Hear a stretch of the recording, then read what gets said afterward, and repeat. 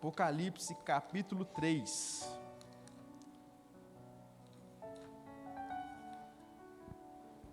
Versículo 14 ao 22.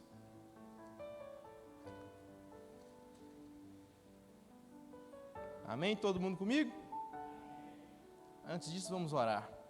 Senhor, colocamos, Deus, nossos corações, Deus, em suas mãos, Deus. Nos colocamos, Deus, à disposição do Senhor, Pai. Nos colocamos, Deus, nosso coração, nossos ouvidos, nossa atenção cativa a Ti, Pai. Que o Senhor possa falar profundamente o nosso coração, Deus, de maneira, Deus, especial, Pai.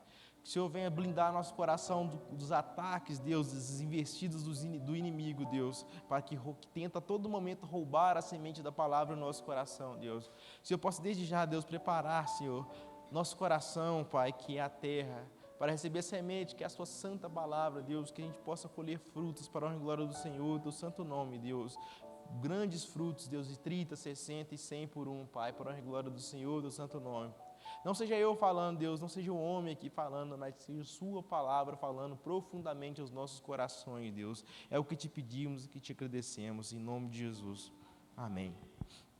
Vamos lá, todo mundo comigo? Apocalipse 3, 14. Está no telão também? Todo mundo comigo, então.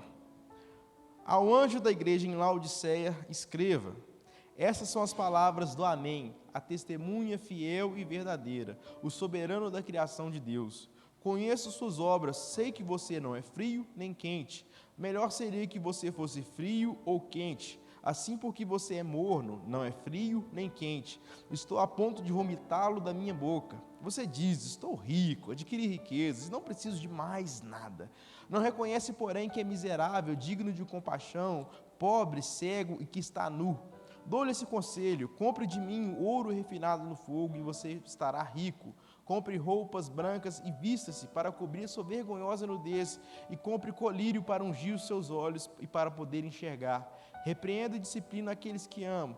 Por isso seja diligente e arrependa-se.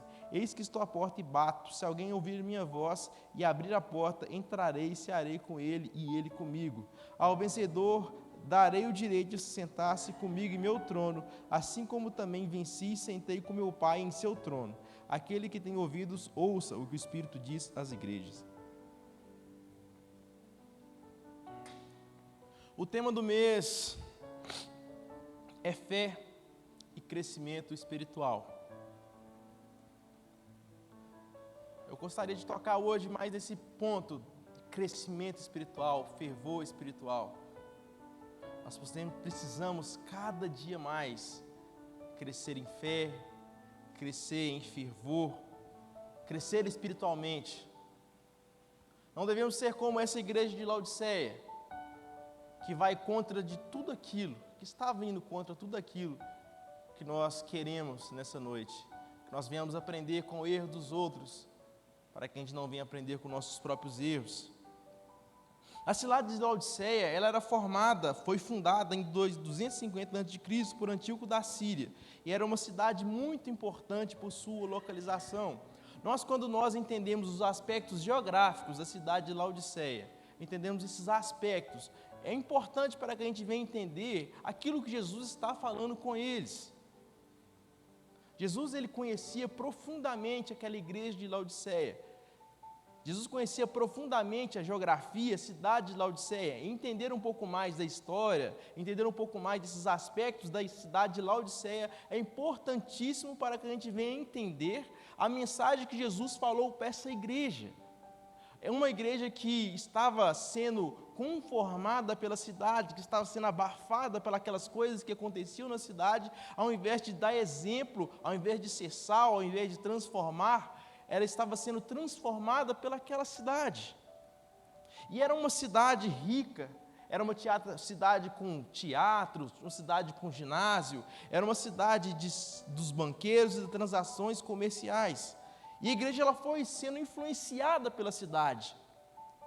É uma igreja que, ao invés de dar exemplo, estava tendo a cidade, tendo o comportamento daquelas pessoas daquela cidade como exemplo. Os crentes foram foram sendo moldados ao formato daquela cidade, foram sendo moldados coisas que aquelas pessoas, aqueles exemplos que aquelas pessoas estavam fazendo.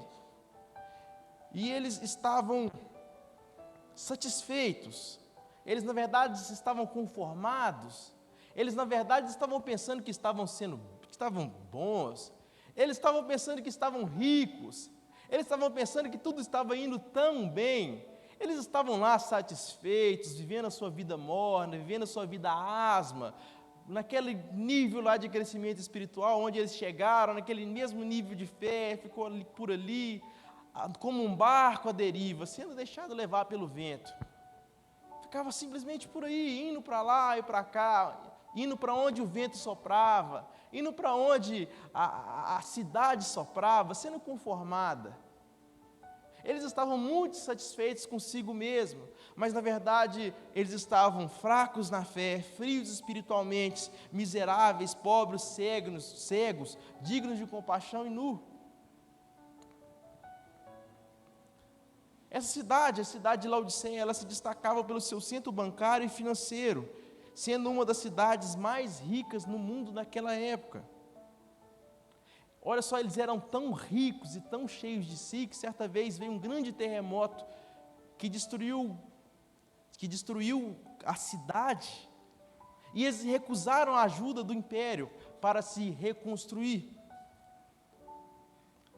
Esse terremoto destruiu também outras cidades daquele tempo, outras cidades que Jesus falou também por cartas à sua igreja, outras cidades que pediram ajuda para o imperador, mas eles não, ao invés de pedir ajuda, eles eram tão ricos e tão abastados, que eles reconstruíram-se por si próprios.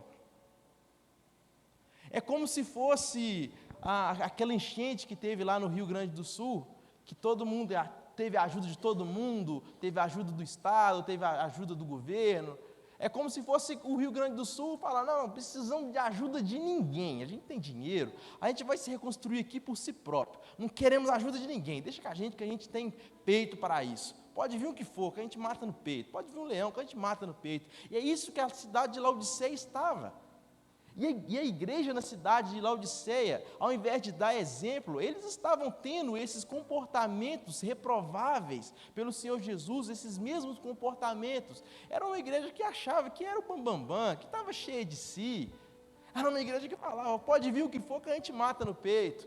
A gente não precisa de ajuda de nada, a gente não precisa de ajuda de ninguém, a gente está bem. Mas o pior erro daquele que é morno é que pensa só porque está um pouco quente, é porque está tudo bem, não podendo imaginar o quão quente eles poderiam verdadeiramente ser. Eles alcançaram simplesmente um nível de fé, um nível de fervor, mas estavam acomodados, estavam satisfeitos naquilo que já tinham, naquilo que já estavam. Será que essa é a minha situação ou sua situação? Será que nós não estamos satisfeitos no nível que a gente está? Será que a gente não está satisfeito no nível de fé que a gente tem, no nível de conhecimento que a gente tem? Será que nós não estamos satisfeitos no fervor que a gente tem? Será que nós não estamos já satisfeitos com o crescimento que Deus nos promoveu? Quando Deus nos chama, a gente não sabe nada, a gente não conhece nada, a gente quase não tem fé nenhuma, mas Deus nos chama. Olha só quando Deus te chamou para si. Lembra daquele momento quando você corria, tudo era tão novo, assim, nossa, meu Deus, eu quero fazer, você faz, você acontece, aquele sentimento tão bom, aquela explosão de crescimento, mas chega certa hora que a gente chega num certo nível, a gente fica acomodado, assim como essa igreja. E o pior erro, e o pior desse acomodamento espiritual, é que a gente pensa que está tão bem e esquece de parar de crescer em fé, de crescer em fervor, assim como a igreja de Laodiceia. Será que nós não estamos incomodados naquilo que Deus já fez por nós e paramos de olhar para aquilo que Deus ainda tem a fazer por nós?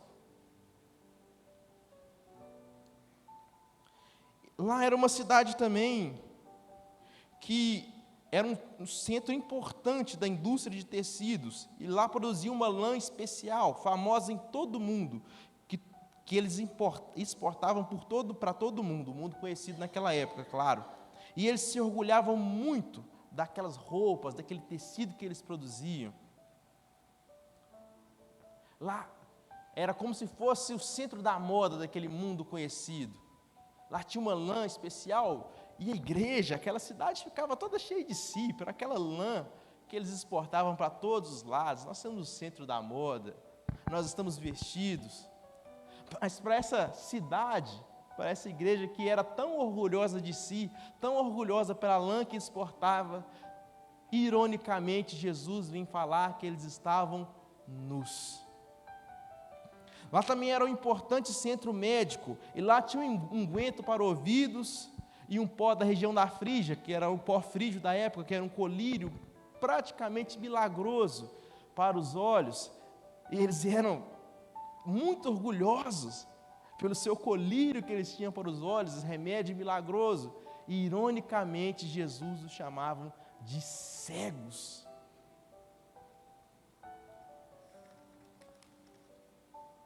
Lá também era, e para essa igreja que Jesus falava, para essa igreja que Jesus falava, essa igreja cheia de si, morna, estagnada na fé, estagnada no fervor espiritual, estagnada no crescimento, é para essa igreja que Jesus fala, essa igreja orgulhosa e cheia de si, essa igreja que só olha para o próprio umbigo e vê um rei, essa igreja que olha para o espelho, certa vez eu vi que falando, essa igreja que olha para o espelho e canta "Quão grande és tu" na frente do espelho, ao invés de cantar para Deus.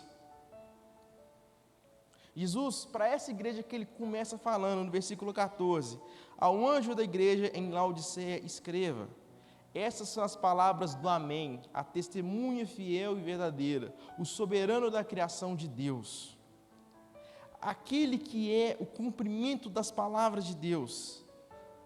Começa falando aquele que é o Amém.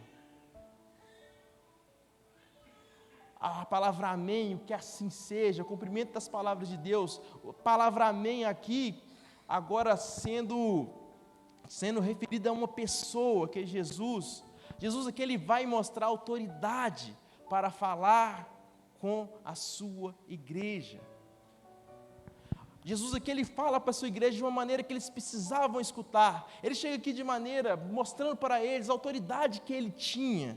São palavras do Amém, a testemunha fiel e verdadeira, o soberano da criação de Deus, mostrando para eles aquilo que eles eram, fazendo eles a entenderem, a relembrarem aquilo que ele é, aquilo que talvez aquela igreja se esqueceu.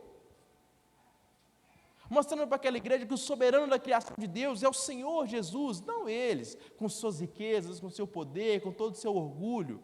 Jesus é o soberano da criação de Deus. Jesus está mostrando aqui quem Ele é. Jesus está mostrando aqui sua autoridade para tratar com esta igreja.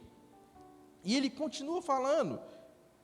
E Jesus, esse mesmo Jesus que anda entre as igrejas, Ele conhece suas obras. Ele fala aqui no versículo 15, conhece suas obras. Ele conhece as nossas obras. Apocalipse fala que Jesus ele estava andando entre os candelabros, e os candelabros eram as 7 igrejas. Jesus ele anda no meio de suas igrejas. Ele conhece as nossas obras, não de ouvir falar. Ele conhece nossas obras, não de observar de longe. Ele conhece nossas obras, Ele conhece a sua fé, Ele conhece o nosso nível de maturidade, de crescimento. Ele nos conhece não só de observar, de estar aqui de fora. Ele conhece as suas igrejas, porque Ele anda no meio de suas igrejas. Ele nos conhece porque Ele anda no nosso meio. Ele nos conhece porque Ele está no meio de nós. Ele te conhece, Ele conhece suas obras porque Ele está convivendo diariamente com você e dentro de você. E esse mesmo Jesus que me conhece, que te conhece, o que Ele poderia falar da sua fé nessa noite? O que Ele poderia falar do seu fervor nessa noite? O que Jesus poderia falar de você? Será que Jesus falaria de você aquilo que Ele está falando da igreja de Laodiceia? Ou Ele falaria de você aquilo que Ele falaria da igreja de Esmirna, por exemplo? O que Jesus falaria de você nessa noite? O que Jesus falaria de sua fé nessa noite? O que Jesus falaria do seu fervor nessa noite? Esse Jesus que anda no nosso meio, que está dentro de nós, será o que Ele falaria de mim e de você?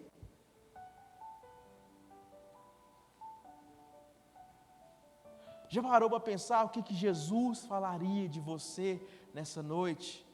O que Jesus falaria da maneira que você se comporta? Da maneira das coisas que você ouve, das coisas que você vê, das coisas que você lê, de como que você é na sua casa? O que Jesus falaria de você nessa noite? O que Jesus teria de apresentar de você? Não se esqueça, Jesus ele nos conhece intimamente, porque Ele está dentro de nós. Jesus conhece suas igrejas intimamente, porque Ele está no meio da sua igreja. Não só de ouvir falar, Ele te conhece não só de que falaram para Ele, não só daquilo que Ele está vendo de longe, mas Ele te conhece porque Ele está dentro de você, Ele morreu por você. Jesus aqui, Ele continua, Ele adverte a falta de fervor. Versículo 15. Conheço suas obras, mas sei que você não é frio nem quente. Melhor que você fosse frio ou quente. Assim porque você é morno, não é frio nem quente, estou a ponto de vomitá-lo de minha boca. Jesus aqui ele falava no contexto que sua igreja entenderia. Então ele ilustra usando as situações do cotidiano. É como se Jesus ele falasse conosco nessa noite, usando a serra, por exemplo, falando citações sobre a serra, ou falando, conheço suas cadeiras azuis. Ele falava para aquela igreja de uma maneira que ele entendia. Ele usava ilustrações do cotidiano que eles pudessem entender. Então ele fala aqui que eles não eram frios, eles não eram frios nem quentes, mas eram mornos. Porque lá naquela época, na região, era formada por Colossos, Herápolis e Laodiceia, onde Colossos são as fontes de águas frias, terapêuticas, geladas, boas para o consumo, ou seja, extremamente úteis. E lá em Herápolis, tinha fontes de águas quentes, terapêuticas, fontes termais, medicinais, ou seja, extremamente úteis. Já Laodiceia não. A água que chegava em Laodiceia era uma água morna, que não era útil para beber. Ela não era gelada, potável, assim como Colossos. Ela não era fontes de águas termais quentes, não, era ela morna. Sabe aquela água de saloba, aquela água insalubre, aquela água que eles dizem que água morna é bom para induzir o vômito. Laodiceia, ela não tinha essa estrutura de águas geladas ou águas quentes, mas lá a cidade de Laodiceia chegava a águas mornas. Jesus falando isso para aquela igreja, você é igual essas águas, não é útil para nada, sim só para induzir o vômito. E era isso que Jesus estava a ponto de fazer com aquela igreja, a ponto de vomitá-la. Ela dava ânsia de vômito de Jesus. A falta de fervor, a falta de fé, dá ânsia de vômito em Jesus.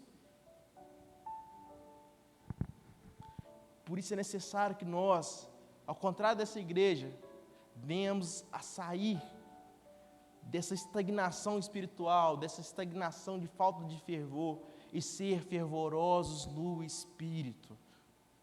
Nós precisamos crescer na fé, nós precisamos crescer espiritualmente, nós precisamos crescer no fervor espiritual. Lá em Romanos 12, abram comigo, por favor, Romanos 12, 11.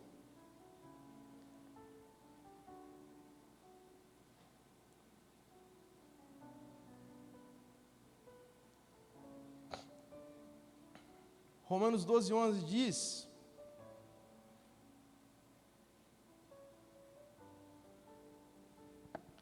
quanto ao zelo, não sejam preguiçosos, sejam fervorosos no Espírito, servindo ao Senhor. Nós devemos ser fervorosos no Espírito. Paulo fala, isso é uma ordem que ele nos dá, sejam fervorosos no Espírito. Nós temos que ser fervorosos. Será que você é fervoroso no espírito? Será que você não deixou a chama apagar no seu coração? Será que você não deixou a chama enfraquecer em seu coração? Nós devemos buscar o crescimento espiritual. E aproveitando esse gancho, em Romanos, Paulo falando, sejam fervorosos no espírito. Se a gente seguir que Paulo fala do versículo 9 adiante, são como se fosse uma receita de bolo para que a gente venha a crescer em fé, crescer em comunhão, crescer em fervor, crescer espiritualmente. Olha só o que Paulo fala no versículo 9: o amor seja sem hipocrisia, odeiem o mal e apegue-se ao que é bom. Nós cresceremos espiritualmente, seremos mais fervorosos quando nós odiarmos aquilo que é mal e nos apegarmos àquilo que é bom. Olha só a palavra que Paulo usa aqui: odeiem aquilo que é mal. Nós não estamos, muitas das vezes nós estamos odiando aquilo que Deus ama e amando aquilo que Deus odeia. Olha só o peso da palavra que Paulo usa: ódio. Olha só o peso dessa palavra. Será que nós estamos odiando aquilo que é mal, mas odiando com todo o coração, tendo repulsa daquilo que é mal, e apegando-se ao que é bom? No que não basta simplesmente a gente sair do que é mal, mas basta a gente apegar às coisas que são boas. Será que aquilo que você escuta, aquilo que você vê, aquilo que você faz, será que Deus não odeia essas coisas? Basta a gente parar para pensar. Será que não estamos amando as coisas que Deus odeia? Será que não estamos odiando as coisas que Deus ama? Será que não estamos vivendo uma vida hipócrita, uma vida ambígua diante do Senhor? Como está? O que Jesus poderia falar de nós nessa noite? E Paulo aqui ele continua: amem uns aos outros com amor fraternal, quanto à honra, deem sempre preferência aos outros. Nós devemos amar uns aos outros fraternalmente. Nós, como amamos nossos irmãos, nós cresceremos muito. Nossos irmãos são um instrumento importante de Deus para que nós venhamos crescer espiritualmente, crescer em fé. Olha só quantos irmãos não foram importantes na minha vida para que eu venha crescer em fé, crescer espiritualmente, crescer no fervor, e eu garanto que foi assim também em sua vida. Quando nós estamos uns com os outros, com nossos irmãos são extremamente importantes para que a gente venhamos a continuar caminhando, a continuar acesos. Tira o carvão do braseiro para você ver que rapidinho ele vai apagar. Mas quando está todos juntos, aquilo fica horas e horas e horas e horas, cada vez mais forte. E quanto mais você coloca, maior o fogo. Quando Paulo fala que ame o seu irmão, a palavra no original é o amor estorguê, não sei exatamente qual que é a pronúncia, mas é um amor de como fosse de um pai para filho, um amor nesse sentido familiar. Amem uns aos outros, nesse amor familiar. Sabe, um pai, ele ama um filho. Ele ama um filho incondicionalmente. Por mais que o filho possa fazer algumas coisas erradas, por mais que o filho seja difícil, por mais que o filho dê trabalho, o pai continua amando e insistindo nesse filho por toda a vida.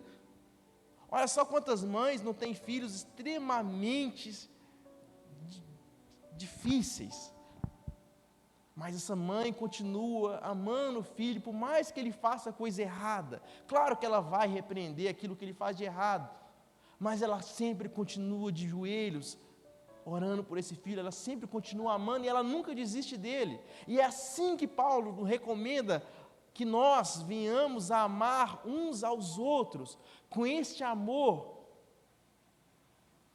Por mais que seu irmãozinho possa ser difícil, por mais que, meu Deus, você tem que amar ele como um pai ama um filho, esse amor familiar, porque nós precisamos uns dos outros. Uma vez eu estava conversando com a Lu tinha me falado uma frase que a gente parou a pensar que é muito verdade, que quem tem Deus como pai, não escolhe o irmão que tem. Por mais que seu irmãozinho seja difícil, seja bênção na vida dele, não desista dele, ame ele, assim como o pai ama um filho, porque ele é importante para Deus, e ele é importante para nós, para que a gente venha continuar andando juntos, para que a gente venha continuar acesos, porque ele é importante para mim, todos são importantes para mim, para que eu venha continuar crescendo na fé, para que eu venha continuar crescendo em fervor. São orações de muitos por mim, que oram por mim, que me ajudam a continuar. Assim como eu sei que a minha oração por certas pessoas, por vocês, ajuda muitas pessoas. Assim que devemos ser, amando uns aos outros e vamos continuar crescendo em fé, em crescimento espiritual. E ele vem continuando falando aqui, quanto ao zelo, não sejam preguiçosos, sejam fervorosos no espírito, servindo ao Senhor. Nós não podemos ser preguiçosos, relapsos no zelo com o Senhor, nas coisas de Deus. Nós devemos ser fervorosos no espírito, nós devemos servir ao Senhor. Nós vamos crescer muito em fé, vamos ser cada dia mais fervorosos em espírito quando nós servirmos a Deus.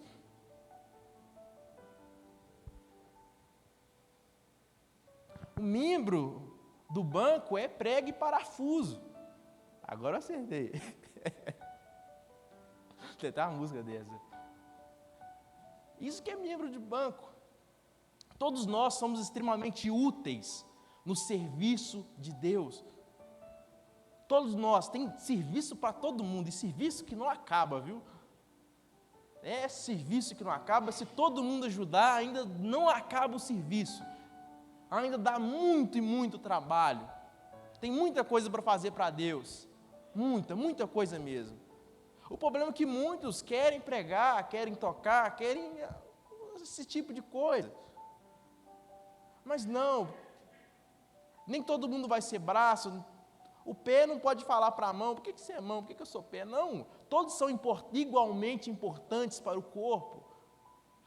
Temos muitas coisas para fazermos para Deus. O mundo é muito grande, olha só quantas pessoas nos precisam escutar a palavra de Deus no seu serviço. Olha só quantas coisas você pode fazer para Deus.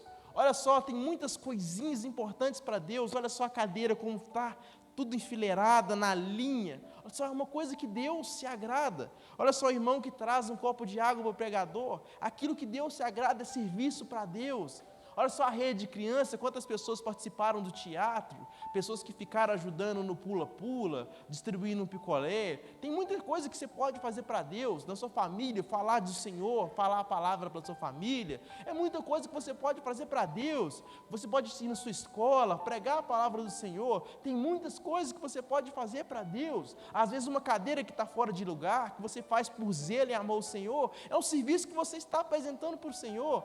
Às vezes é uma água uma sujeira, uma coisinha que você viu que está fora, que você faz, um lixo que você encontra no chão, um copo que você encontra no chão, que você por zelo e amor ao Senhor, você vai, pega, joga fora, é coisas que você está fazendo ao Senhor, tem muito trabalho que você pode fazer ao Senhor, e todos são igualmente úteis no serviço ao Senhor. E nós, quando entendermos isso, vamos crescer muito em fé, em crescimento espiritual. E Paulo ele continua aqui no versículo 13, ajudem a suprir necessidades dos santos e pratiquem a hospitalidade. Oh, perdão, pulei um pedaço. 12, alegre-se na esperança, sejam pacientes na tribulação e perseverem na oração. Nós devemos nos alegrar na esperança. A esperança é aquilo, a fé que a gente tem nas coisas que ainda virão. Nós devemos nos alegrar na esperança do céu, na esperança da salvação, na esperança que Senhor Jesus virá e nos resgatará, nos tirará desse mundo. Nós devemos ser pacientes na tribulação. A tribulação, as tempestades da vida, às vezes parece que não tem fim. As tempestades, os ventos, às vezes eles batem tão fortes que às vezes chegam a nos desesperar. Às vezes tem certas coisas na vida que vai te dar um golpe tão forte, que você pensa que nunca vai acabar, que você pensa que nunca vai aguentar passar por aquilo, mas temos que ser pacientes na tribulação, porque a tribulação ela produz boas coisas em nós, a tribulação ela nos forja, ela forja o nosso caráter, a tribulação ela forja a nossa fé, a tribulação ela nos ajuda a crescer espiritualmente. Às vezes você pode parar para ver, às vezes que você mais orou, às vezes que você mais confiou em Deus, foi naqueles momentos de dor, naqueles momentos de tribulação. As tribulações são importantes para o nosso crescimento, porque mar calmo não faz bom marinheiro. Nós devemos ser pacientes na tribulação, porque ela sempre terá um fim. E devemos ser perseverantes na oração. Devemos orar, orar, orar e orar. Orar pelas nossas famílias, orar pelos nossos amigos, orar pela igreja, orar pelo Brasil. Nós devemos orar. Você tem perseverado na oração? Talvez você não está crescendo em fé, você não está sendo fervoroso espiritualmente, você não está crescendo porque você tem falhado nesse aspecto. Perseverar na oração é importante para que nós venhamos cada dia mais estar firmes, crescendo cada dia mais. Versículo 13, ajudem a suprir as necessidades um dos outros e pratiquem a hospitalidade. Abra a mão, abra a sua mão, compartilhe. Olha só as oportunidades que você teve para ajudar uns aos outros. Isso faz tão bem para nós, a gente sai tão cheio. Fazer boas coisas, fazer boas obras, evidenciando aquilo que tem em nós. Jesus fala que aqueles que dão um copo de água fria, receberá a sua recompensa. Nós devemos ser generosos uns com os outros, ao contrário do que o mundo prega. O mundo, ele prega que rico é aquele que retém, acumula, está com a conta gorda, mas é igual aquele rico na parábola do rico e o Lázaro, está com roupa, está com aquela conta gordona, está com tudo do melhor em casa, está se vestindo com roupa de linho, púrpura, mas na porta da sua casa tem um mendigo passando fome. Talvez você está retendo para si, e tem um irmãozinho debaixo do seu nariz, passando um sufoco danado, e você não está fazendo uma palha para ajudar. Talvez a única coisa que você está fazendo, no máximo do máximo, é batendo os 2 joelhos no chão e orando.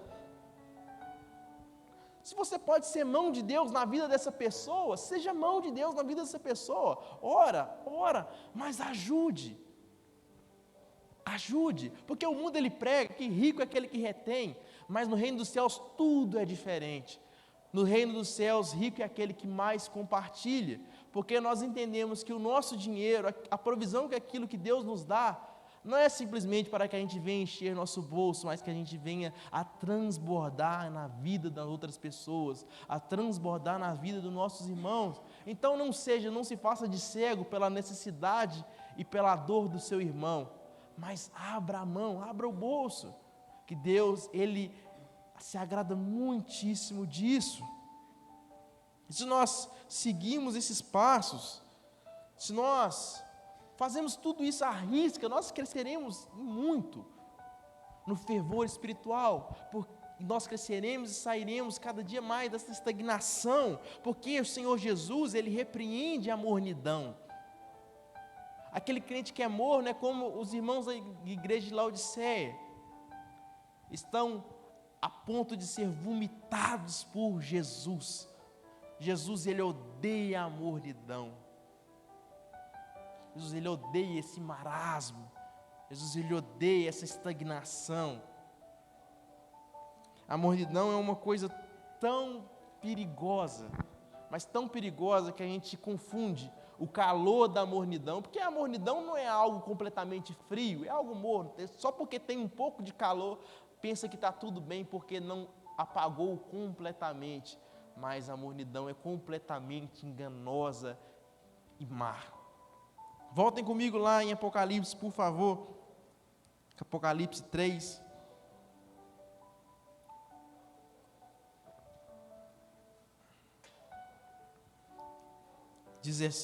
Assim como a mornidão é um perigo, o auto-engano é um grande perigo. Versículo 17, Jesus diz: você diz, estou rico, adquiri riquezas, não preciso de nada. Não reconhece, porém, que é miserável, digno de compaixão, pobre, cego e que está nu. Nós precisamos constantemente fazer uma autoanálise em nós. 2 Coríntios 13, 5, Paulo ele fala: examine-se para que ver se vocês estão na fé e provem-se a si mesmos. Devemos constantemente fazer uma autoanálise, pegar a nossa vida e comparar com a régua, no crivo que é as Escrituras. É parar na Bíblia e olhar, ler as cartas das igrejas de Apocalipse, ler essa carta de Laodiceia e pensar: será que eu não estou igual essas pessoas que Jesus está repreendendo? Porque eles estavam enganados. Eles pensavam: estou rico, não preciso de nada. Eles pensavam que estavam vendo, mas estavam cegos. Eles pensavam que estavam vestidos, mas estavam nus. Eles pensavam que não precisavam de nada, mas eles estavam lá dignos de compaixão, miseráveis. Nossa vida é muito importante que nós venhamos a fazer esse exercício, essa análise, provando a nós mesmos para ver se verdadeiramente nós estamos na fé.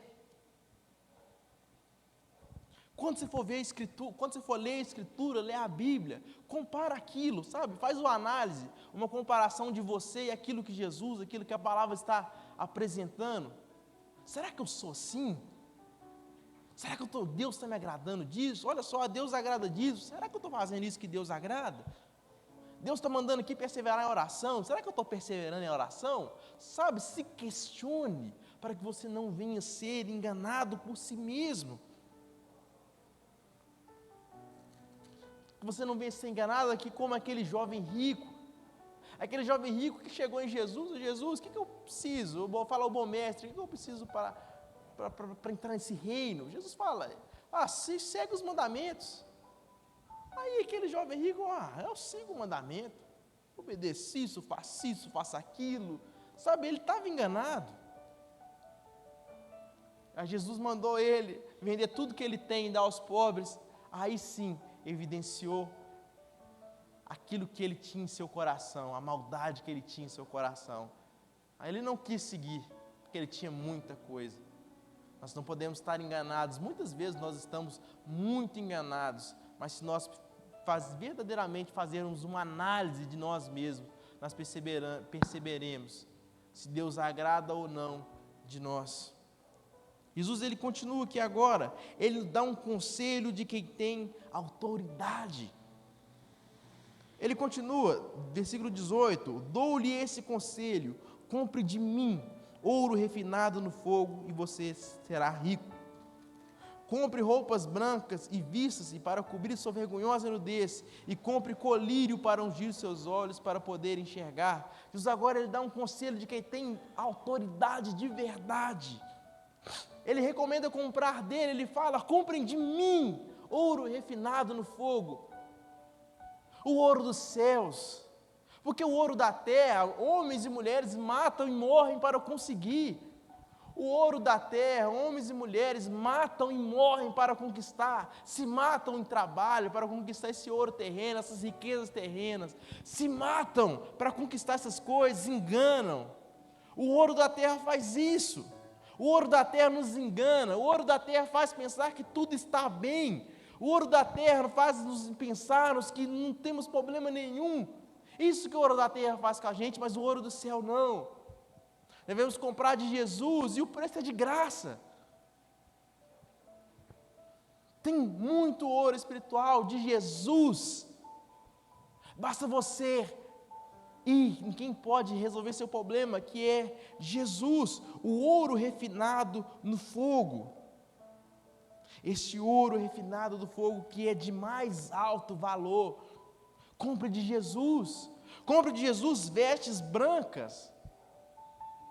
Compre de Jesus vestes brancas para nos cobrir. As vestes de Jesus que nos lavará, que esconderá nossos pecados, que tirará nossos pecados, que trocará de nós nossas vestes vergonhosas e colocará em nós vestes brancas. Não como a cidade de Laodiceia, que ficava orgulhosa para aquela lã que eles produziam.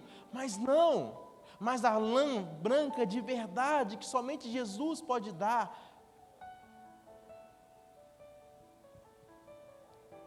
E compre de Jesus o colírio para que nós possamos finalmente enxergar, para que Jesus venha tirar de nós as travas, para que Jesus venha tirar de nós a frieza, que Jesus venha tirar de nós a cegueira espiritual.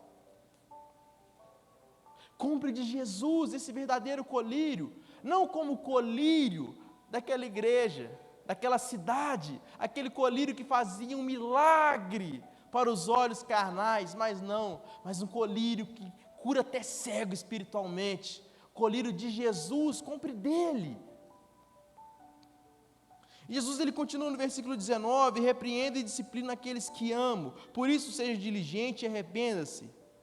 Jesus, a repreensão de Jesus é uma prova de amor. Talvez se Jesus está te repreendendo, isso é um grande sinal, é porque Ele te ama. Se Jesus ele te deixa por si próprio, te deixa seu barco completamente à deriva, aí sim que você pode se preocupar. Se Jesus não está mais falando com você, se Jesus não está mais te repreendendo, se Jesus não está mais te disciplinando, se preocupe grandemente, porque tem alguma coisa muito errada com você, porque Deus ele disciplina aqueles que Ele ama. Feliz é o homem que é disciplinado por Deus.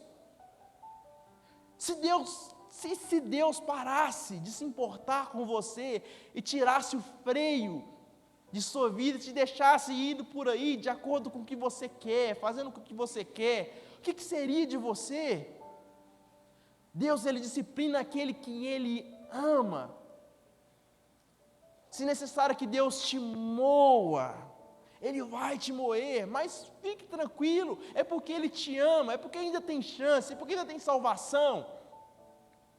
Mas se Deus, Ele para de te disciplinar, Ele para de falar com você, se preocupe grandemente, porque tem alguma coisa muito errada. E olha só como Deus, como Jesus, Ele é paciente. Você não vê aqui, Jesus, Ele vomitando essa igreja de Laodiceia, Ele fala que está a ponto de vomitar, mas antes de vomitar, Ele faz um alerta, Ele faz um aviso, Ele disciplina. Olha só como Deus é paciente comigo e com você. Deus ele jamais vai nos jogar fora sem antes nos disciplinar, sem antes trabalhar conosco, sem antes tocar no nosso coração, sem antes falar conosco. Mas não se engane, não se deixe enganar pela paciência de Deus. Não pense simplesmente porque Ele é paciente que vai ser tudo assim, porque a falta do arrependimento desemboca o juízo. Aquele que não se arrepende será lançado fora. Aquele que não se arrepende será vomitado da boca do Senhor Jesus. Primeiro Ele avisa, mas aqueles que ignoram esse aviso é lançado fora.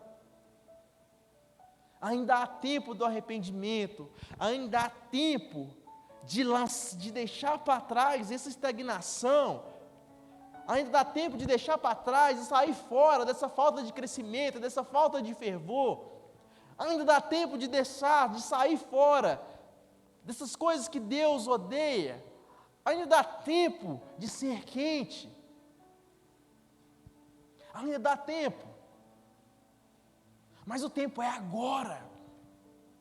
Ninguém sabe o dia de amanhã, ninguém sabe o que vai me acontecer assim que eu sair desse altar, ninguém sabe se eu vou chegar em casa, ninguém sabe se amanhã eu vou voltar do meu serviço, ninguém sabe se eu vou chegar no meu serviço.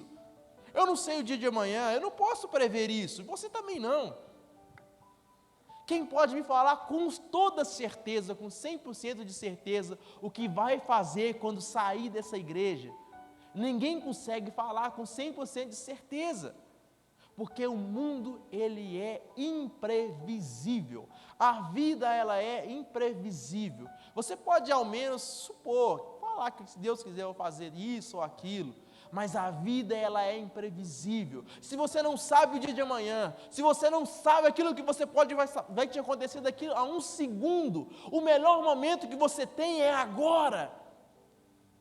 A melhor hora que você tem é agora de escutar esse chamado de Jesus, de deixar que Deus te discipline, de tirar esse orgulho do seu coração, de tirar essa dureza do seu coração, onde Deus tenta te disciplinar e você fala não, onde Deus ele tenta falar com você e você faz tudo o contrário, onde Deus te avisa, te exorta, fala pela palavra e você fala que não, você faz o contrário, ou talvez você fala, Deus eu vou mudar, mas amanhã continua na mesma, ainda há tempo, mas o tempo é agora, você não sabe o que vai te acontecer daqui a um segundo, então o melhor momento é agora.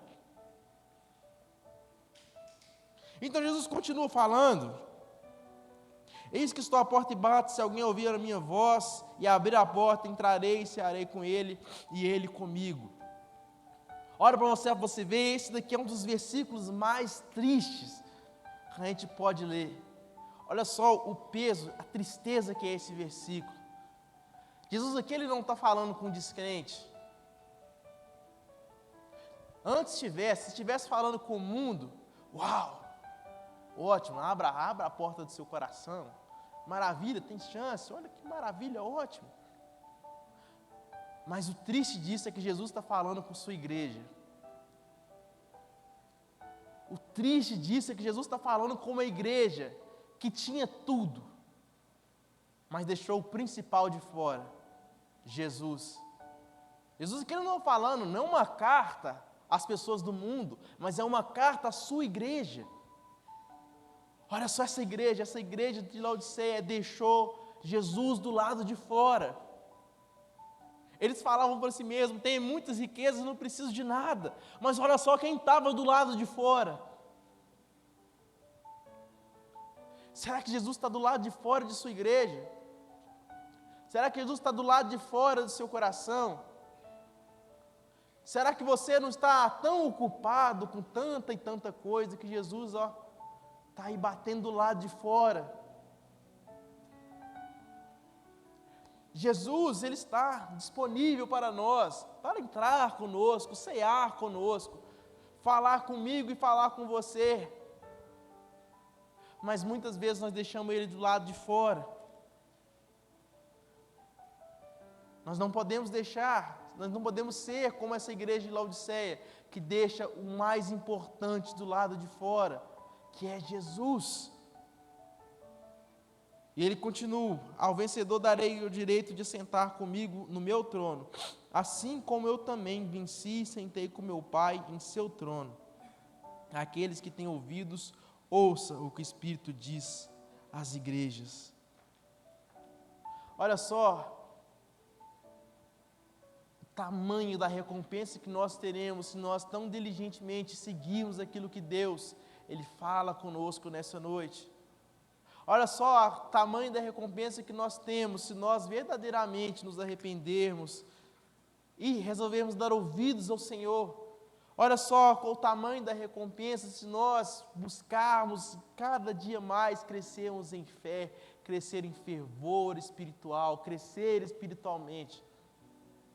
Há grandes coisas preparadas para aqueles que amam a Deus.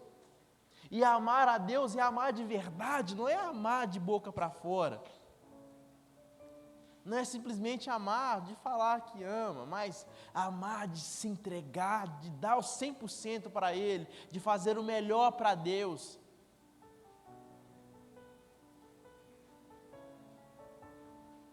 Como tem sido sua vida? Como tem sido aquilo que você está fazendo para Deus? Será que Jesus pode falar para você que te dará o direito de sentar no seu trono? Será que a imagem de Jesus voltando te dá mais medo do que te dá esperança? Será que essa cena de Jesus voltando, essa cena do Apocalipse, te dá mais desespero do que te dá esperança?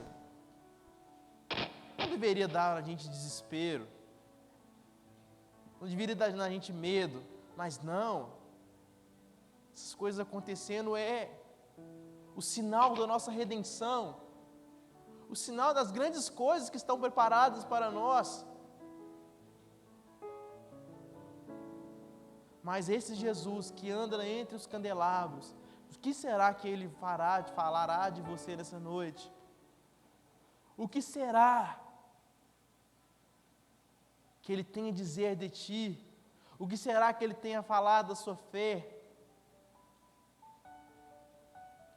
O que será que Jesus tem a falar de nós nessa noite? Fique de pé.